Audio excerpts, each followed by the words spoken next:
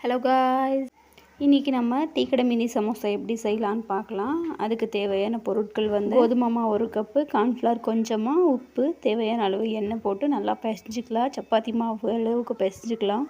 எண்ணெய் விட்டு நம்ம மாவு பிசையும் போது அது நல்லா சாஃப்டாக வரும். நல்லா பிணைஞ்சதுக்கப்புறம் ஒரு பிளேட் போட்டு மூடி வச்சுருங்க.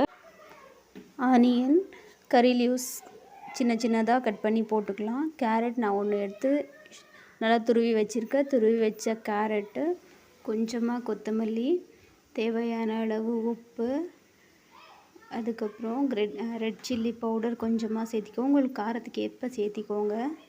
மைதா மாவு கொஞ்சம் பேஸ்ட் மாதிரி ரெடி பண்ணி வச்சுக்கலாம். எதுக்குன்னா நம்ம சைடில் ஓரங்களில் ஒட்டுறதுக்காக அது விரிஞ்சு வந்துடும். அதனால் நம்ம மைதா மாவு கொஞ்சம் பேஸ்ட் மாதிரி ஒட்டி வச்சுக்கலாம்.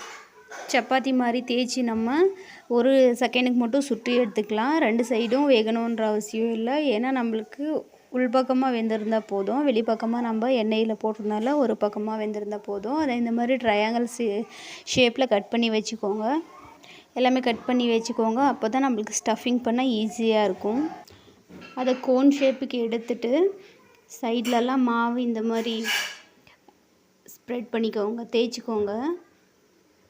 அதுக்கப்புறம் அதை கோன் மாதிரி மடித்து வச்சுட்டு நல்லா எண்ணெயில் விட்டு பொரிச்சு எடுத்தால் நமக்கு டீ கடை மினி சமோசா ரெடி. பசங்க விரும்பி சாப்பிடுவாங்க.